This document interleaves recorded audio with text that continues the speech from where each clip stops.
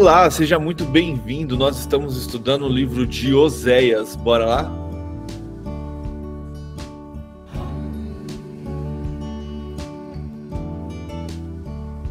Louvado, exaltado, engrandecido seja teu nome, ó Senhor, por tua fidelidade, pela tua graça e pela sua misericórdia que se estende sobre nós. Nós te exaltamos, te glorificamos, engrandecemos ao Senhor, o único digno de ser adorado, o único digno de ser glorificado, exaltado, louvado.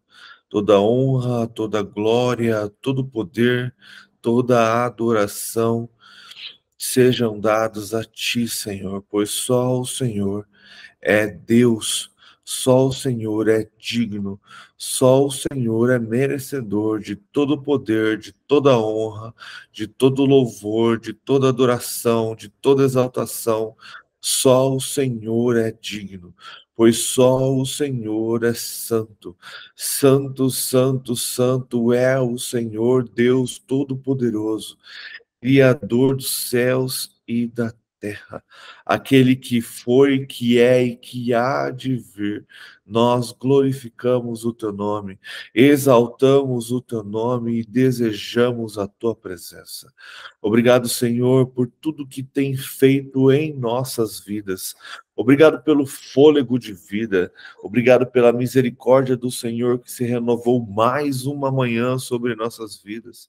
Obrigado pelo seu cuidado, obrigado pelos pequenos detalhes, obrigado porque temos uma casa, obrigado pela vida, obrigado pela oportunidade de conhecê-lo, de estar na sua presença.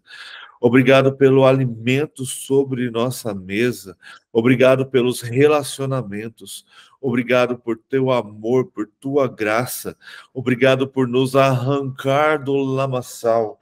Obrigado porque nos traz uma vida transformadora. Obrigado porque tem nos santificado, nos purificado, nos transformado.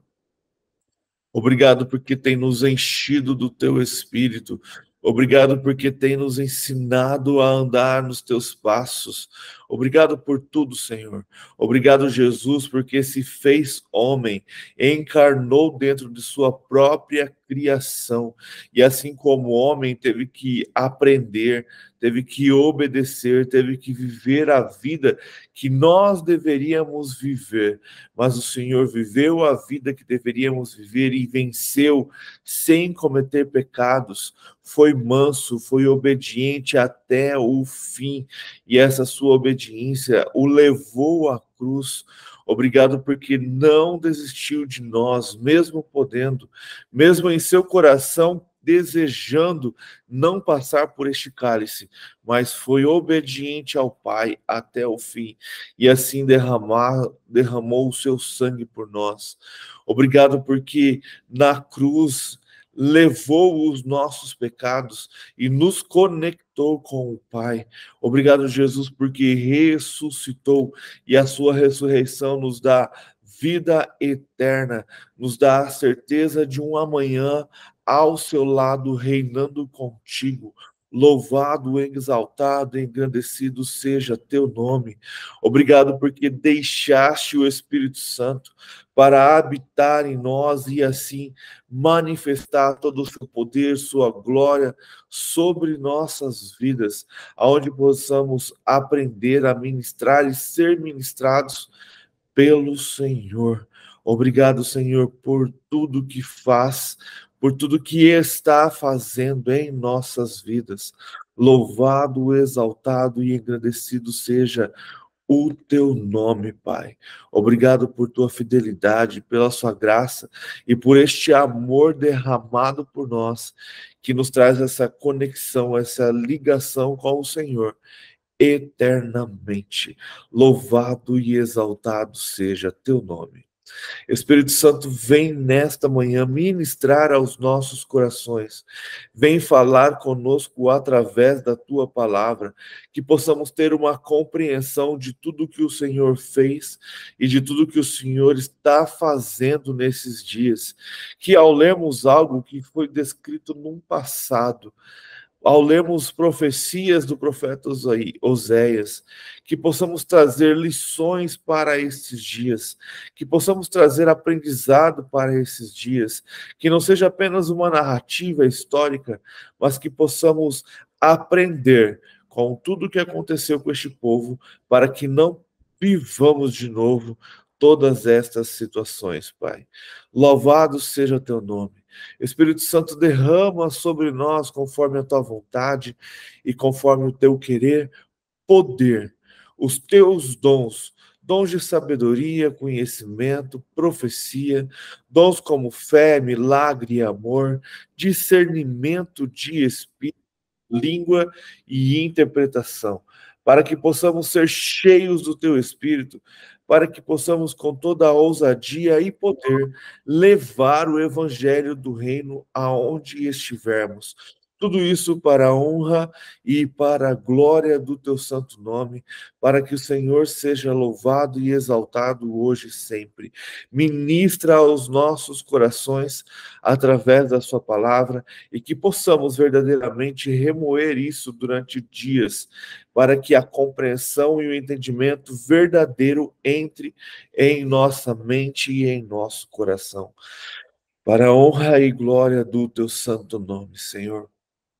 Perdoa, Pai, os nossos pecados. Nos ensina, Senhor, a perdoar aqueles que têm nos ofendido, nos buscado, nos perseguido, querendo nos destruir. Guarda-nos, Senhor, de todo mal, nos livre de todo mal. Derrama, Senhor, bênção sem medida na vida de cada pessoa aqui. Que esse desejo, essa sede, essa vontade de te buscar e te conhecer aumente cada vez mais. Desperta, Senhor, aqueles que estão dormindo, aqueles que por algum motivo ficam dando desculpas para eles mesmos, para não estar presente, Senhor. Que o Senhor esteja tocando os seus corações, despertando e movendo no seu sobrenatural, para que eles venham compreender que não há nada como aprender juntos, Pai. Porque estamos juntos para aprender da sua palavra, Deus. Mas que a sua vontade seja sempre soberana.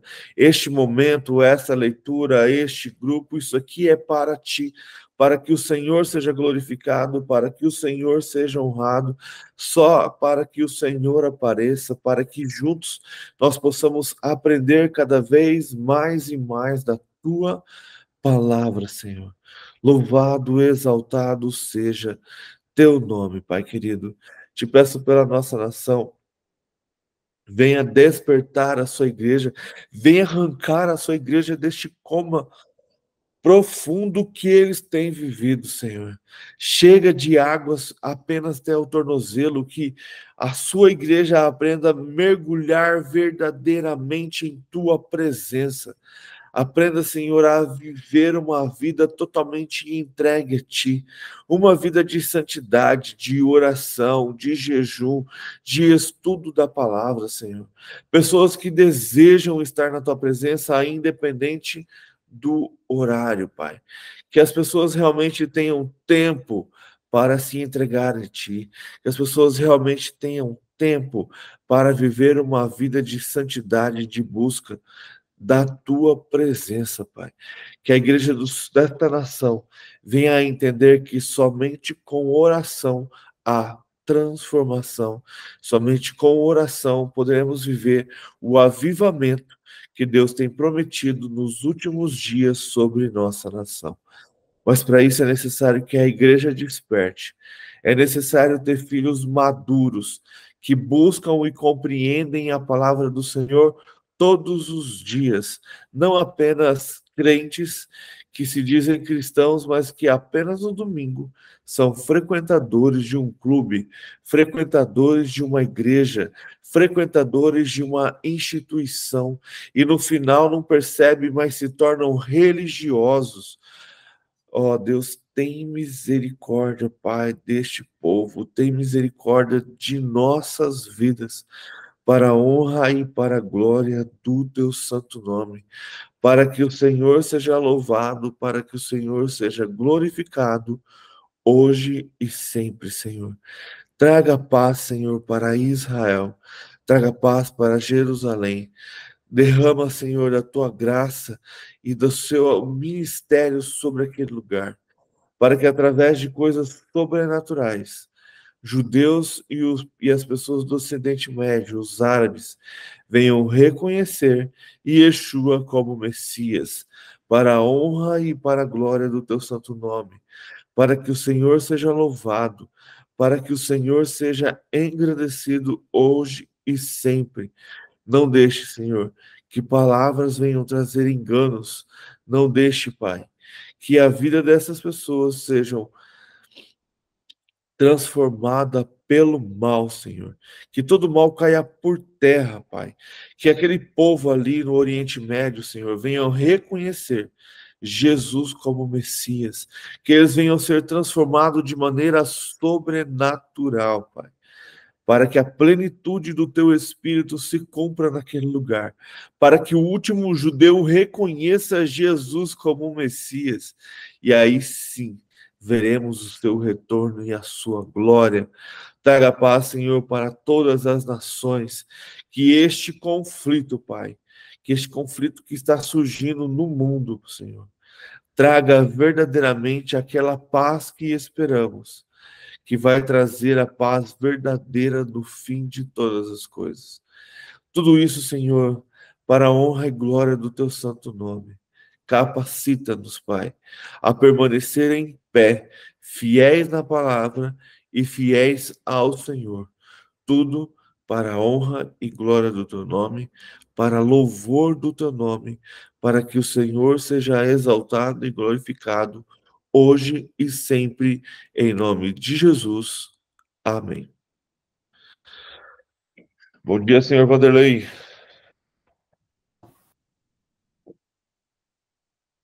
Bom dia, bom dia.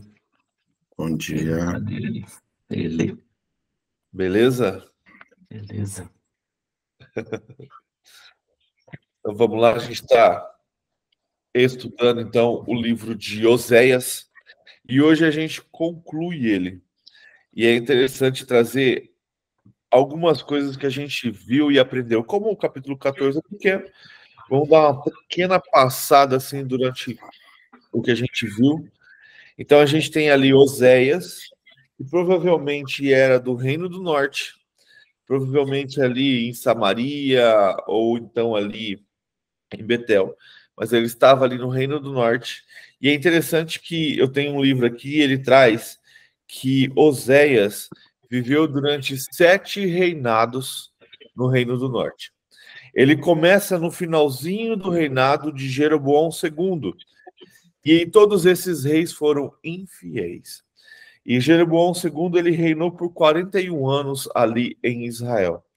Depois dele sucedeu Zacarias, que reinou por apenas 6 meses. Depois deles, Salum, que reinou 1 mês de reinado. Manaém, que reinou durante 10 anos. Depois, Pecaiás, que reinou por apenas 2 anos. Aí temos Peca ou Ela, que reinou por 20 anos. E Oséias, teve um rei chamado Oséias que reinou por 9 anos. E todos estes reis foram infiéis a Deus. E é interessante que eu tenho um guia aqui, e durante esse período também teve reis em Judá. E é legal porque no período de Oséias, todos os reis de Israel foram infiéis ao Senhor, né? Todos causaram, idolatraram outros deuses. Mas a gente sabe que durante o reinado de Judá há reis bons e há reis ruins. Então, quando Oséias começa a profetizar, o rei em Judá é Uzias. E depois a gente tem, que reinou por 52 anos, a gente tem Jotão, que reinou por 16 anos, e depois de Jotão, a gente tem Acás, que reinou também por 16 anos, mas Acás já foi um rei infiel, que causou, trouxe, né, coisas, ídolos para dentro da casa do Senhor. E depois de Acás, a gente tem o rei Ezequias, que reinou por 29 anos em Judá, e ali Oséias, então, falece, né? Ele para seu ministério. A gente tem separado o livro de Oséias em duas partes. A primeira parte do capítulo 1 e 3, a gente tem uma história um pouco pessoal sobre a esposa e o marido infiel, casamento, infidelidade e restauração.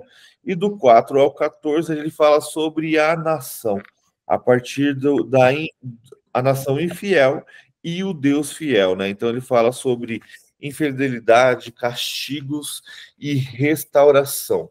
Então a gente tem no capítulo 1 de Oséias, o que a gente acha muito estranho é o Senhor mandando Oséias se casar com uma mulher infiel, e esta mulher tem então 3 filhos, e Deus escolhe o nome destes filhos. E cada nome desses filhos tem um significado para as coisas que eles estão ali vivendo. E é interessante que o primeiro filho de Oséias com Gomer, que tem o nome de Jezreel, ele tem a ver com o que vai acontecer. Você percebeu ali que são reis que viveram alguns meses. Então foram reis que foram traídos e assassinados pelo poder. E o nome de Jezreel tem a ver com essa briga ali entre Israel. E aí Oséias tem então mais 2 filhos, cada filho tem um nome também com significado para tudo aquilo ali. E a gente não sabe, os historiadores, os teólogos não sabem se os 3 filhos realmente eram de Oséias, ou se tem uma pequena palavra que fala aqui que Gomer engravidou. Não fala que Oséias teve mais um filho, e sim que Gomer engravidou novamente e deu à luz a uma filha. Então a gente não tem mais ali que Oséias teve um filho com Gomer, então começa a falar que Gomer engravidou. Então há uma dúvida se esses filhos realmente eram de Oséias ou de uma traição, né, da infidelidade de Gomer. E é interessante que a gente tem sempre, em alguns capítulos, Deus castigando, mostrando para aquele povo a vergonha, mas sempre colocando no final algo assim, cara, mas eu os restaurarei.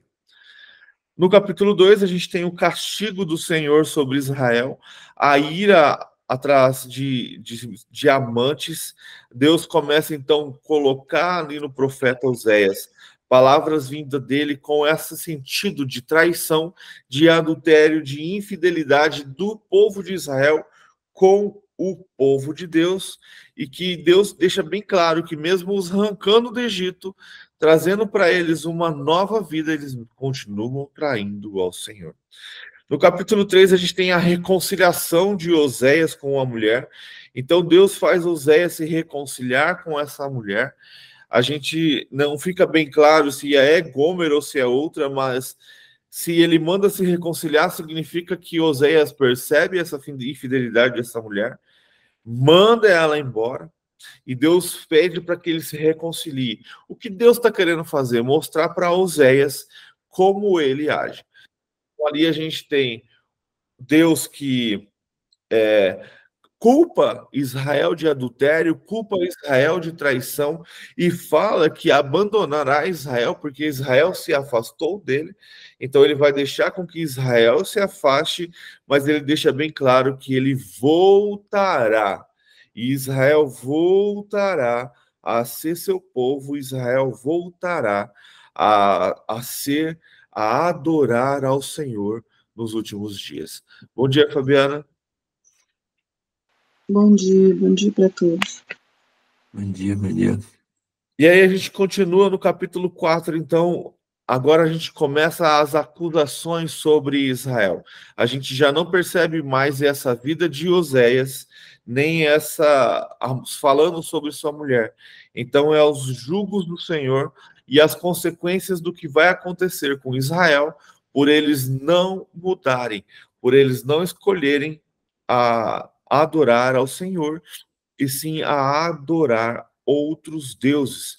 E a gente tem, então, em Oséias, a parte que o Senhor acusa os sacerdotes por trazer engano a essas pessoas. Então, a gente tem um versículo que a gente conhece muito, em Oséias 4, versículo 6, que fala que o meu povo foi destruído por falta de conhecimento.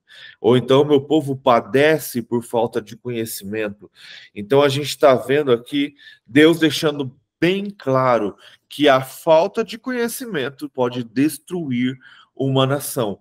E essa falta de conhecimento é culpa dos sacerdotes, porque naquela época era função deles levar este conhecimento ao povo, porque era eles que tinham acesso aos manuscritos. Apesar que, se a gente pensar que o templo já não estava mais em Israel, mas esses sacerdotes com certeza aprenderam, mas com o tempo foram se entregando aos ídolos e aos deuses daquela região, né? Então a gente sabe que em Israel, ali em Samaria e ali em Betel, havia então templos com bezerros de ouro sendo adorado dentro deste templo.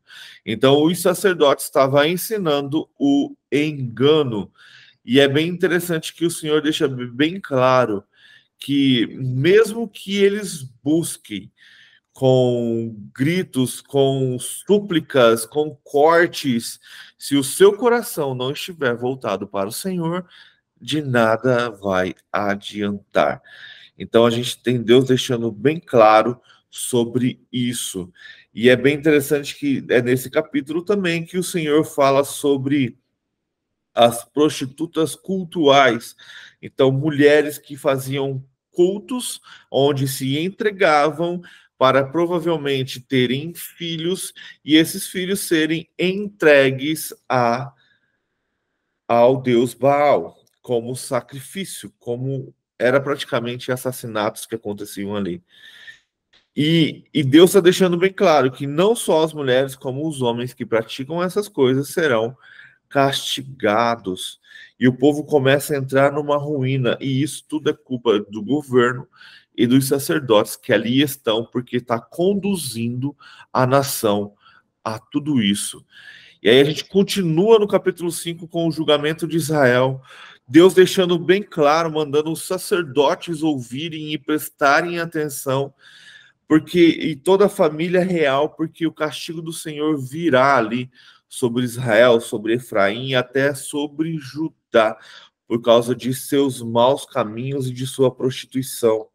E aí Israel, no capítulo 6, continua obstinado ao seu pecado. E o Senhor está sempre os chamando ao arrependimento. O Senhor está sempre ali buscando, venham, voltamos para o Senhor. Ele nos despedaçou, mas nos trará e curará. É até uma música bem antiga do Diante do Trono que fala sobre isso.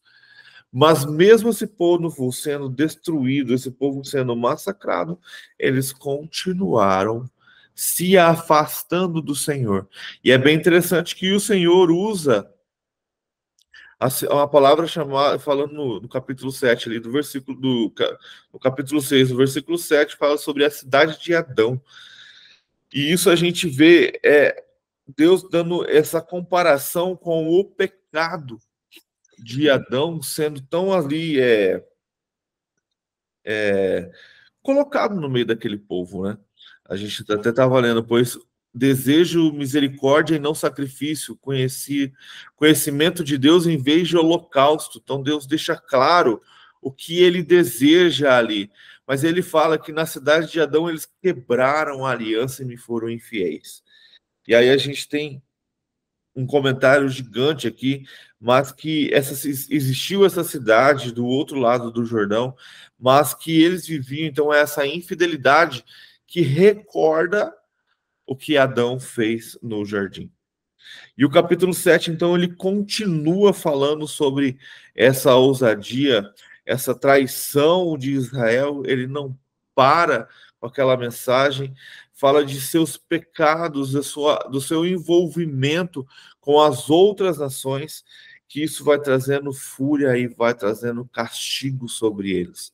E aí a gente tem o capítulo 8, que fala sobre o castigo em Israel, que fala sobre essa quebra da aliança do povo com Deus, lembrando que o povo, quando foi arrancado do Egito por Deus, Deus faz uma aliança e um pacto ali com Moisés e com aquele povo, E sempre assim, Deus fala, eu vos abençoarei, eu vos guardarei, eu serei contigo desde que vocês meditem na minha palavra de dia e de noite, medite na lei e guarde os meus mandamentos.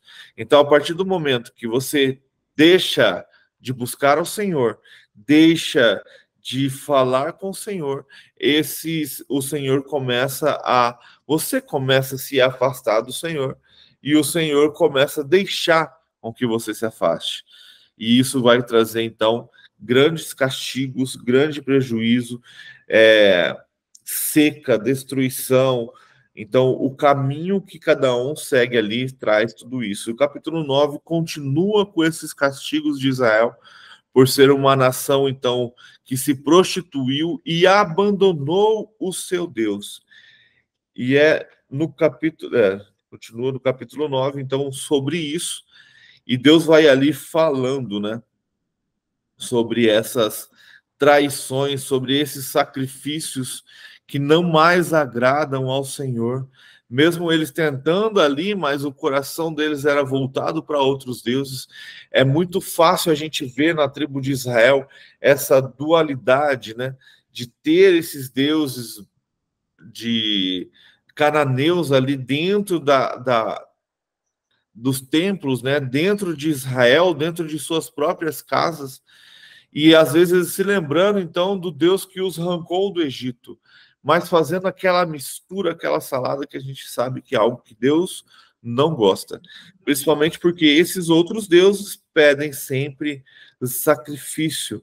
Então a gente tem ali uma civilização mergulhada na corrupção. Então, e sempre tem Deus deixando bem claro que o arrependimento faz com que eles voltem para o Senhor. Mas quem não se arrepende, Deus os expulsará. E a gente começa então o capítulo Deus falando da rejeição do Senhor sobre este povo, que Deus os rejeitará, que Deus os abandonará. Por quê? Porque eles fizeram isso primeiro.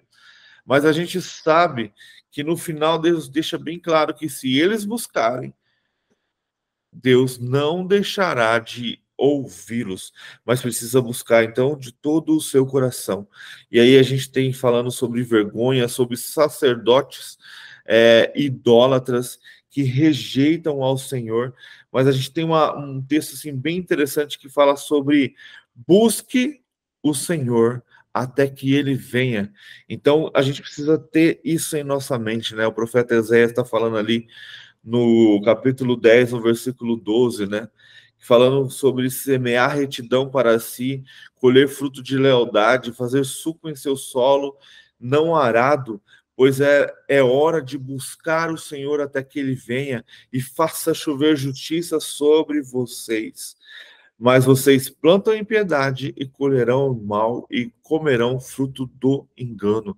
Então a gente pode trazer isso para os nossos dias. Precisamos buscar ao Senhor até que ele venha, até que tudo aconteça conforme a vontade e a querer de Deus. Mas nós temos também, nesses últimos dias, pessoas que plantam impiedade e colhem o mal, e estão comendo do fruto do engano por não conhecer a palavra do Senhor. Então, Oséias traz muito isso, por esta falta de conhecimento, a gente tem pessoas, então, sendo enganadas e destruídas.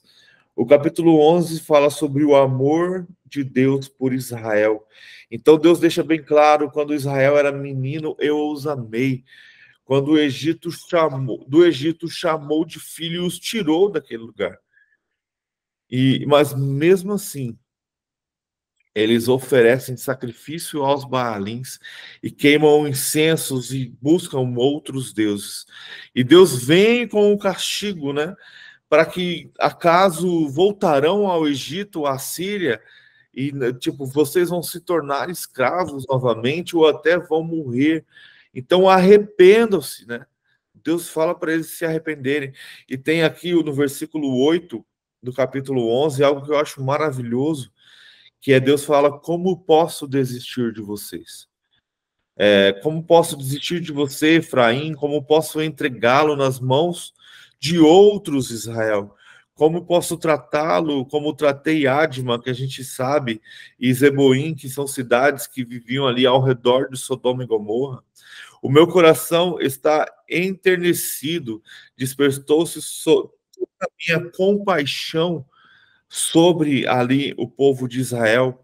Aí o Senhor fala: não executarei a minha ira impiedosa, não tornarei a destruir Efraim, pois sou Deus e não homem, o santo no meio de vocês. Então, o Senhor já está aqui anunciando e proclamando a sua vinda para perdão dos pecados.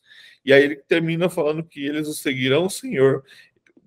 Ele rugirá como leão quando e quando ele rugir, os seus filhos virão tremendo desde o ocidente. Então tá falando tanto que Israel está totalmente espalhado, mas também está falando de todo o povo de Deus, tanto israelitas como gentios. Voltarão voando do Egito como ave e da Síria como pombos, e eu estabelecerei os seus lares, a palavra do Senhor. Bom dia, André. Bom dia, irmãos e irmãs. Bom dia. Bom dia, bom dia. Então, o Senhor está deixando bem claro que mesmo com o pecado, aquela geração vai padecer, mas o Senhor não abandonará completamente o seu povo. E a prova de tudo isso é que até hoje nós temos a nação de Israel, nós temos o povo israelita ainda vivendo em suas terras. E aí ele continua no capítulo 12 falando de todo o pecado de Israel, de como será castigado por terem abandonado ao Senhor. E é bem interessante que a gente tem passagens, como a gente leu agora no capítulo 11, onde Deus fala de compaixão, e depois a gente tem passagens onde o Senhor fala que não haverá compaixão. Parece contraditório, mas precisamos pensar que dentro de tudo isso há tempos, né? Parece até que a gente lendo isso, parece que Oséias profetizou isso numa pancada só. Mas a gente vê que o ministério de Oséias durou aí mais de 40 anos. Então, isso foi sido profetizado durante o tempo, durante algumas jornadas. Então, a gente vê que o Senhor, ele fala sobre ter compaixão sobre uma nação. Mas ele fala que não terá compaixão sobre aquele povo idólatra. Entende a diferença? Então, a gente sabe que a compaixão e o amor de Deus pela nação total de judeus e de Israel vai fazer com que essa nação não morra. Mas o Senhor não terá compaixão destes assassinos, idólatras, dessas pessoas que causam todo este mal a outras pessoas, né? E como isso afasta o Senhor da tribo de Israel. E às vezes a gente fica pensando que Deus virá, né, com a sua ira. A gente sabe que a ira do Senhor, como aconteceu no dilúvio, ela acontecerá só no fim dos tempos de novo. Então, o que Deus faz? Deus simplesmente se retira. E aí a gente tem ali a Síria atacando, destruindo e devorando Israel. Por quê? Porque Deus se retira, porque Israel escolheu se afastar do Senhor. E escolheu confiar em seus deuses, em seus senhores ali, só que acabaram sendo traídos por isso. No versículo 3, a gente continua com a ira do Senhor sobre Israel, porque Deus continua deixando claro: vocês continuam me traindo, vocês continuam me abandonando. E aqui a gente tem algo assim que eu achei bem interessante. Deixa eu ver se é aqui mesmo que ele fala sobre secar o ventre das mulheres, ou é no 12? Eu acho que é aqui no 13 mesmo. Mas o Senhor, agora não estou achando aqui por cima, mas o Senhor fala sobre... 13:13. 13:13. Isso, o Senhor vai cessar, né? Em trabalho de parto, crianças insensatas, o Senhor vai... não vai sair mais nada do ventre daquelas mulheres. O Senhor fala que vai secar. Então, por que essa maldade? Por que isso? Porque essas mulheres, como a gente viu, elas eram prostitutas cultuais, elas engravidavam para entregar esses filhos aos deuses Baalins, né? Como sacrifício. Então, isso acabava sendo até um assassinato. E aí Deus fala, então, chegam-lhe dores como a das mulheres em trabalho de parto, mas é uma criança insensata quando chega a hora, não sai do ventre que abrigou. Então, o Senhor está deixando bem claro o que vai fazer, porque Ele está indignado com o que está acontecendo ali em Israel, aonde esse temor ao Senhor, sabe? Essa certeza de quem os tirou do deserto, essa certeza de quem Deus é, está sendo totalmente destruído. A gente vê aqui, ó, que eles ofereciam sacrifício humano e beijam os ídolos feitos em forma de bezerro para que haja bênção na casa deles. Então a gente está vendo Deus ali irado com essas coisas, onde já se viu as mulheres engravidar para poder pegar esses filhos e sacrificar a esses deuses. Isso é a abominação para o Senhor. Então, o Senhor está deixando ali bem claro que ele não concorda com isso e que ele não terá compaixão com essas nações, embora as ame, mas temos que lembrar que Deus não é só amor, mas também ele é justiça. Então, aquela nação ela acaba pagando pelo pecado que eles estão cometendo, pelo pecado que eles estão trazendo por essa idolatria e toda essa busca, né, que vem contra o Senhor. E aí a gente entra agora, então, no último capítulo de Oséias, capítulo 14, que fala sobre as bênçãos do arrependimento. Então, capítulo 14, versículo 1, ele começa: Volte, ó Israel. Então, olha a oportunidade. Volte, Israel, para o Senhor, o seu Deus. Então, está deixando claro, volte, se arrependa. Volte, Israel, para o Senhor, seu Deus. Seus pecados causaram sua queda. Preparem o que vão dizer e voltem para o Senhor. Então, Oséias está falando aqui, cara, volte para o Senhor. Eu sei que os seus pecados causaram sua queda, mas preparem o que vão dizer e volte para o Senhor. Se arrependam, peçam-lhe, perdoa todos os nossos pecados e por misericórdia, receba-nos para que te ofereçamos o fruto dos nossos lábios. Então, o Zé está deixando aqui a receita, né? Mesmo que pecamos, mesmo que a gente se volte contra o Senhor, mesmo que cometamos erros, volte para o Senhor. Lembra que Paulo fala, onde abundou o pecado, superabundou a graça. O que quer dizer? Não quer dizer que devemos pecar para que tenhamos graça em abundante, mas sim precisamos entender que ao pecarmos, é nós que nos afastamos de Deus e do Espírito Santo. Mas Deus continua ali, aguardando você se arrepender do que fez e voltar para Ele. Para que assim você continue a sua jornada e a sua vida na presença do Senhor. Versículo 3. A Assíria não nos pode salvar. Não montaremos cavalos de guerra. Nunca mais diremos, nossos deuses, aquilo que as nossas próprias mãos fizeram, porque tu amas o órfão. Eu curarei a infidelidade deles e os amarei de todo o meu coração, pois minha ira desviou-se deles. Serei como orvalho para Israel, e eles florescerá como o lírio, como o cedro de Líbano, aprofundará suas raízes. Então, a gente tem aqui Deus deixando claro que, cara, em quem vocês estão buscando proteção, não haverá. Lembra que quando esses povos estão rodeados, eles vão fazendo acordos para que essas coisas não aconteçam. A gente tem ali dentro do próprio Judá, eles não são destruídos pela Assíria porque eles fazem um acordo com os assírios. Eles vão pagar ali para a Assíria impostos, tributos, para se manterem ali. Já a tribo do norte, Israel, eles, por algum motivo, isso não aconteceu.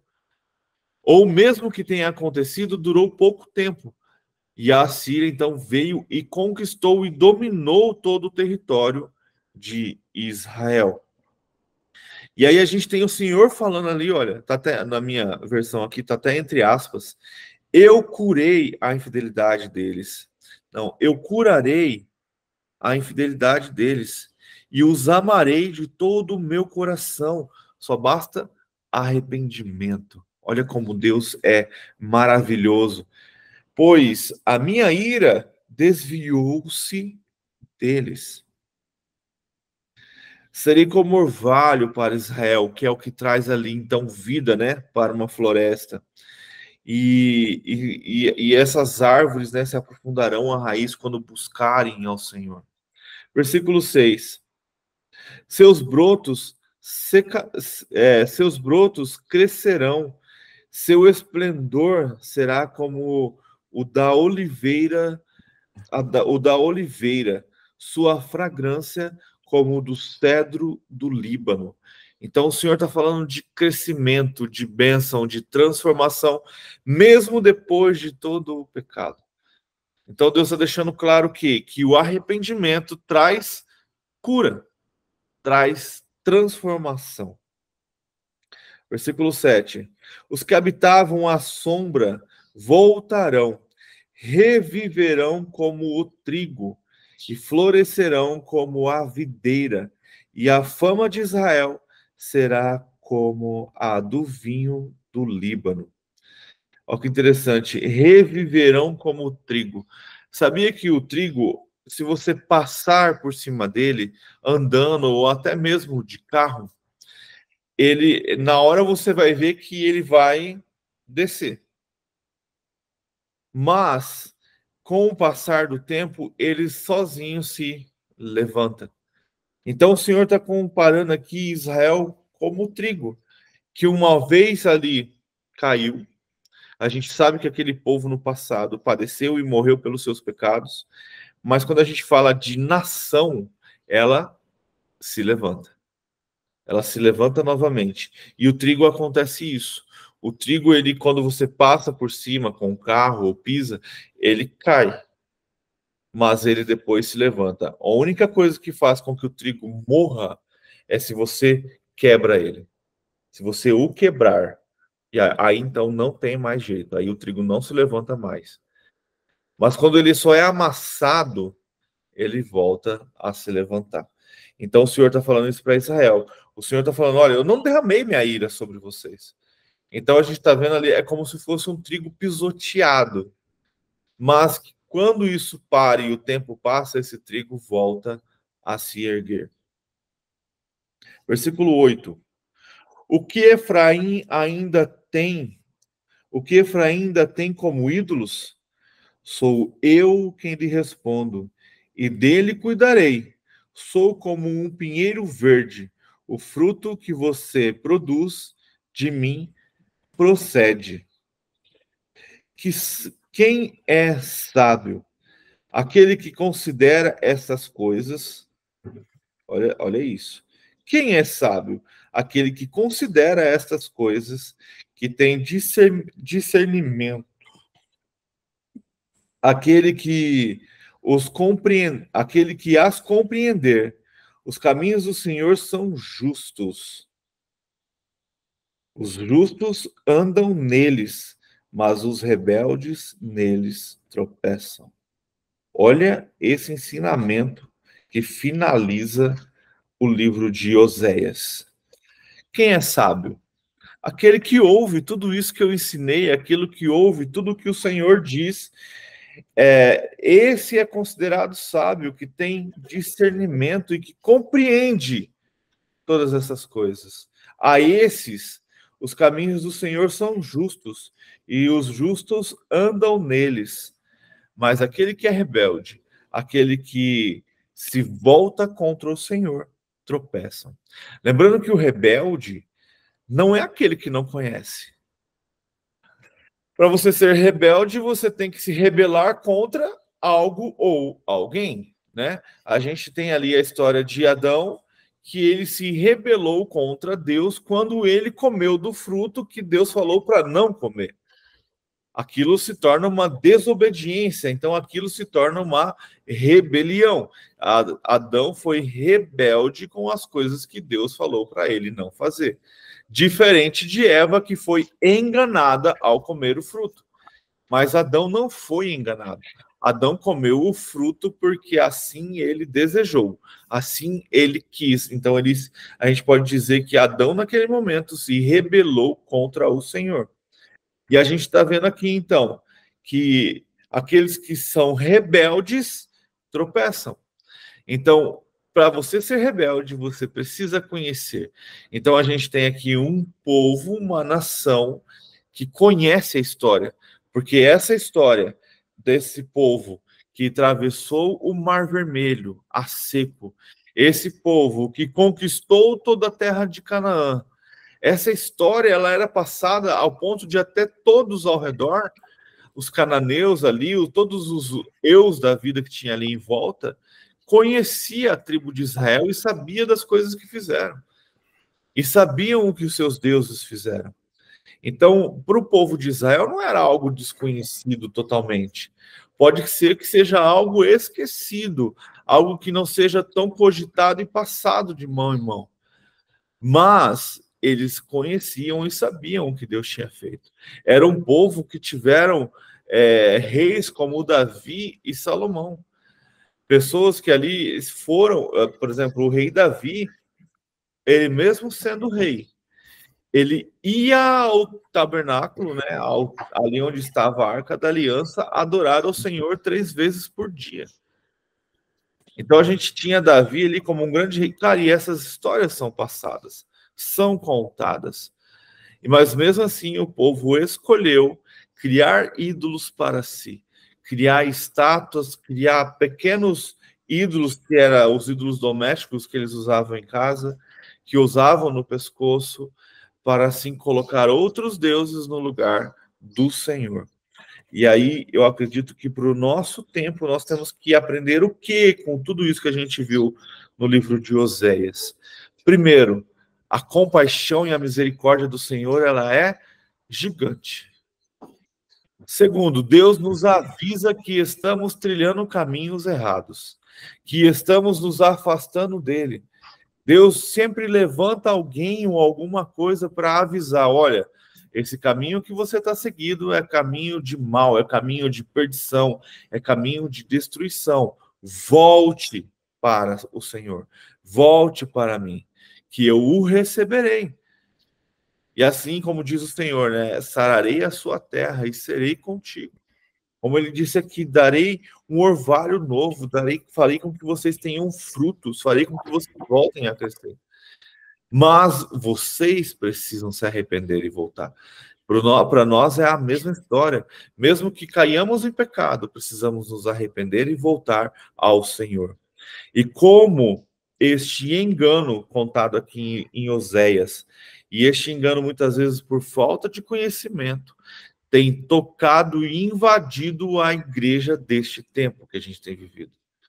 Então as pessoas elas são enganadas por falsos cristos e por falsos profetas, porque não lhes tem conhecimento. E aí a gente tem, eu gosto muito de juntar esses dois pensamentos, e fala que quando conhecereis a verdade vos libertará. Então, quando você não tem conhecimento, você padece, você morre. Mas, quando você conhece a verdade, ela vai te libertar da morte. E quem é a verdade? Jesus fala, eu sou o caminho, a verdade e a vida. E ninguém vem ao Pai a não ser por mim. Então, a própria verdade que devemos conhecer é Cristo Jesus. E isso é maravilhoso. Então, a gente precisa entender que precisamos de conhecimento, precisamos buscar ao Senhor, precisamos de entendimento para sermos salvos e para sermos transformados. E aí, vou concluir minha fala com esse último versículo de Oséias. Quem é sábio? Quem é sábio? Quem pode dizer que adquiriu sabedoria? Aquele que considera todas essas coisas. Aquele que considera estas coisas. Aquele que busca ao Senhor. Aquele que busca conhecer ao Senhor. Aquele que pega todo esse ensinamento, pega toda essa ira do Senhor como castigo sobre uma nação prostituta, sobre uma nação adúltera, sobre uma nação assassina, pecaminosa. Mesmo assim, a gente vê a misericórdia e a graça do Senhor sobre o povo de Israel. E aí ele continua, aquele que considera essas coisas, que tem discernimento. Lembra que a gente precisa pedir para o Espírito Santo o discernimento de espíritos, o conhecimento de espíritos. Outro dos dons do Espírito Santo é o dom de conhecimento, de sabedoria. E às vezes a gente fica assim, mas conhecimento e sabedoria não é a mesma coisa? Não. Conhecimento é você ter conhecimento do passado. Quando um profeta usa isso, o conhecimento é você conhecer o passado da pessoa. E aí, então, você profetiza sobre o seu presente ou o seu futuro. O dom de sabedoria é você saber o que vai acontecer antes de acontecer. Então, acaba sendo dons diferentes. Por exemplo, Jesus, ele exerce o dom de conhecimento dado para ele no Espírito, quando ele está sentado no poço conversando com a mulher samaritana. Ali o Espírito Santo derrama sobre ele o dom de conhecimento e ele fala para ela sobre seus maridos. E aí a gente tem o dom de sabedoria sendo usado pelo Senhor como profecia nas 7 igrejas em Apocalipse. Aonde ele usa ali, cara, é maravilhoso, porque aquelas profecias, se você parar para pensar, os 2 dons são usados. O de conhecimento, pois conheça o seu passado, e o de sabedoria, porque se você não mudar, esse será o seu futuro. Então, precisamos pedir isso para Deus. E aquele que compreender, olha só, aqueles que as compreende, aquele que compreender, considerar e ter discernimento de todas estas coisas, o Senhor é justo e bom com esses, pois os caminhos do Senhor são justos. São caminhos de justiça, e o justo anda neles. Então, quando estamos no Senhor, estamos andando com o Senhor, o caminho de justiça do Senhor, nós estamos andando nele e com ele. Então, precisamos tratar e entender essas coisas. O sábio é aquele que entende o amor e a misericórdia do Senhor, mas também entende da justiça e os caminhos que o Senhor nos conduz através dela. Mas aí, ele conclui falando que os rebeldes nele tropeçam. Então, aqueles que conhecem a palavra, aqueles que em algum momento ouviram falar desse Deus, mas em sua vida escolheu se rebelar contra o Senhor, esses tropeçam e muitos não levantam. Como a gente leu lá em Hebreus, era melhor que eles não tivessem conhecido ao Senhor. É melhor que eles nunca tivessem ouvido falar do Senhor, porque ao conhecerem ao Senhor, ao experimentar o Espírito Santo, a ter uma vida com o Senhor, a viver todas essas coisas, e depois se afastar do Senhor, tropeçar, cair, viver uma vida de pecado por escolha própria, é melhor que não tivesse acontecido, porque a palavra lá fala que é a mesma coisa de colocar Jesus na cruz novamente.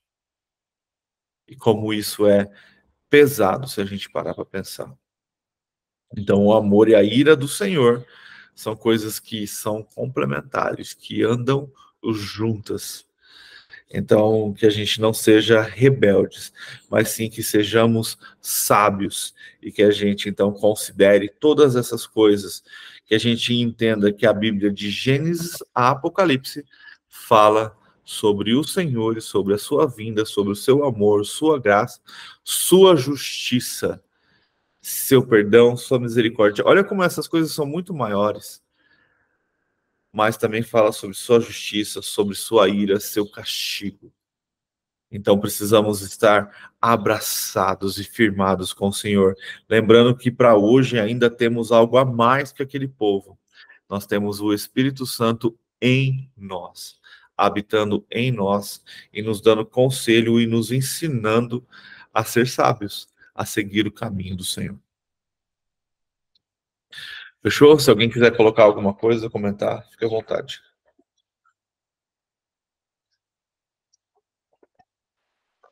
Quando você falou sobre o trigo, né? Que o trigo, você caminhando, ou mesmo passando perto dele, ele se abate, mas ele se levanta. E é o que acontece com a história de Israel ao longo da história, né? Nossa. E como hoje, né? Como hoje. Eles têm passado as afrontas, o antissemitismo, mas é uma nação que sofre, padece, mas permanece de pé. E a gente tem que ser assim também, né? Mesmo a gente tomando pedrada, sendo derrubado, sendo castigado, muitas vezes sofrendo perseguições, injúrias, castigo por servirmos ao Senhor. Mesmo que a gente caia, se machuque, a gente tem que se levantar e ficar em pé. Para que assim o Senhor seja honrado através das nossas vidas. Fechou então, gente? Vamos estar, então, encerrando. Foi muito bom essa aprender com Oséias, como o Senhor usou o profeta Oséias para profetizar ali contra Israel. E acredito que nesse período houve pessoas que se arrependeram, né, que foram sábias e se voltaram ao Senhor. Mas houve aqueles rebeldes que continuaram nos seus pecados, na sua vida de destruição, e ali então acabaram sendo destruídos pelos assírios, né? E a gente viu ali no capítulo 13, no finalzinho, que não foi uma destruição muito bonita, né? Ao ponto dele falar ali de rasgar o ventre e tirar os bebês de dentro. Então, que a gente volte o nosso coração ao Senhor e que a gente entenda que não tem a ver com Deus se afastar e Deus ser malvado e se entregar, não. Tem a ver com as nossas escolhas, com as nossas atitudes. Deus, ele é soberano e é um rei. E eu aprendi isso, e isso é muito bom e está sempre no meu coração. O rei, ele só ajuda a nação quando a nação clama pela sua ajuda. Então, se nós queremos a ajuda do Senhor, transformação do Senhor, precisamos nos voltar para o Senhor e clamar verdadeiramente. E como está lá em Mateus 6, entra no teu quarto e busque ao Senhor no secreto, que o Senhor que vê no secreto responderá aos seus clamores. Então, antes do Senhor ouvir a sua oração, o seu clamor, Deus vê o seu coração. Aonde ele está? Aonde está o seu coração, ali está a sua mente, a sua vida, os seus pensamentos. Se o seu coração está no Senhor, a sua mente, a sua vida, os seus pensamentos são no Senhor. Se o seu coração não está no Senhor, a sua mente e os seus pensamentos não são do Senhor. E isso é muito, muito, muito interessante. Esses últimos fins de semana eu fiz alguns aniversários de 15 anos e no último eu fui como convidado e é impressionante. E Deus me falou algo muito interessante, sabe? Eu vendo algumas situações, lembrando de outras que já vivi,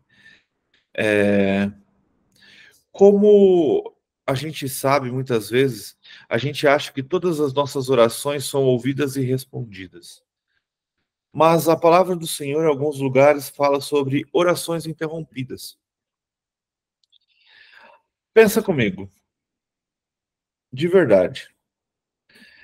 Se você fizer uma oração pedindo bênçãos para o Senhor sobre sua vida, e 40 minutos depois você está escarnecendo sua vida, ou colocar descendo até o chão, né? Atraindo olhares através de sua sensualidade, cobiçando, desejando, fazendo coisas assim que não agradam aos olhos do Senhor. Você acha que a sua oração chegou? Então, a gente precisa pensar em algo muito sério. Deus não nos proíbe de festejar. Afinal de contas, Deus é um Deus de festa. Ele cria para Israel 7 festas durante um ano, para ser celebrados, e são festas semanais, não são festinha de 1 hora, 2 horas. Mas aí quando você para pensar, eu fiz um 15 anos assim, cara, o testemunho da mãe falar que ela foi fazer ultrassom e o bebê estava morto. Só que era muito pequeno ainda para fazer a curetagem, acho que é esse o nome. Então ela tinha que esperar um pouco mais. E esse período de 1 mês ou 2, agora não vou lembrar que ela esperou, ela buscou muito ao Senhor. Ela clamou muito ao Senhor. E quando ela foi fazer o exame de novo para poder fazer a retirada, a bebê estava viva. E naquele dia estava fazendo 15 anos. Olha o milagre que o Senhor fez naquela família e na vida daquelas pessoas. Todo mundo chorou. Que lindo, né, cara? Aí acabou a parte cerimonial e vamos para a parte da festa. Eu não conseguia ficar na pista.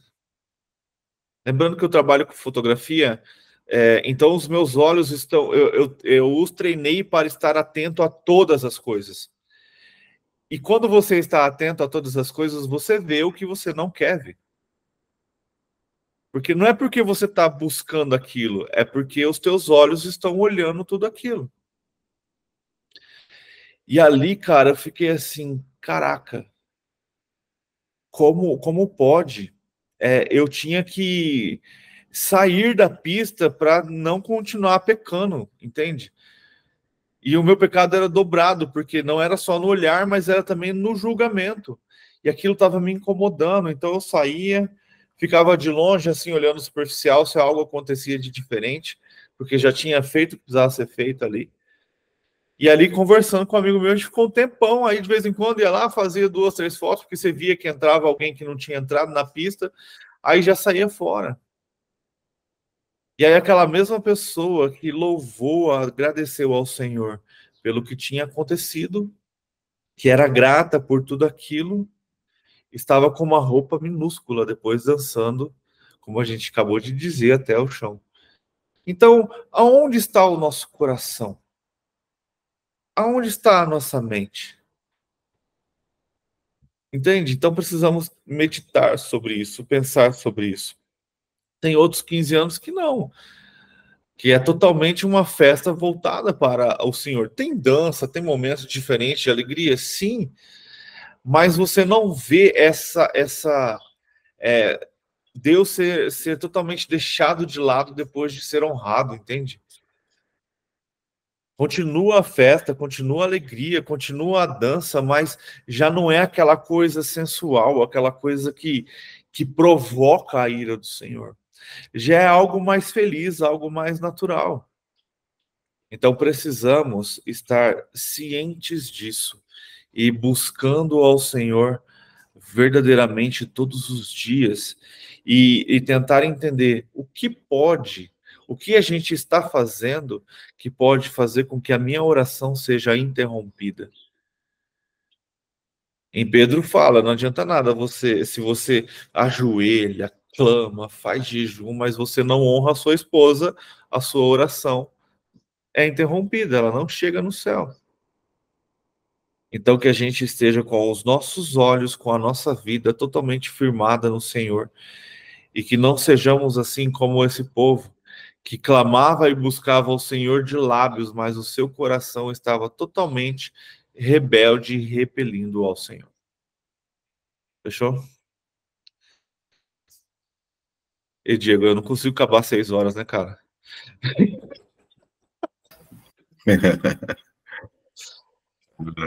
Mas é isso aí, é bom, né? Muito bom, sempre bom. E é que esse capítulo aqui é curtinho, mas às vezes a gente pega uns que, se deixar, a gente vai até 7 horas, né? Ixi, É, mas Deus é muito bom. Vamos estar orando então para a gente poder encerrar e a gente ter uma semana abençoada. E aí eu vou ver aqui. Provavelmente a gente vai ler Novo Testamento. Eu vou jogar lá no grupo para a gente ver o que a gente vai estudar amanhã. Fechou? Ô, Fabiana, você pode orar para a gente encerrar, por favor? Vamos orar. Amém. Amém. Amado Deus, eterno Pai, Senhor Todo-Poderoso, louvado, Senhor, e exaltado seja o teu santo, santo, santo e bendito nome. Nós agradecemos, Senhor, pela oportunidade de vida, pela oportunidade, sim, Senhor, de abrir os nossos olhos e respirar, Deus. Agradecemos, Senhor, pelo teu grande amor para conosco.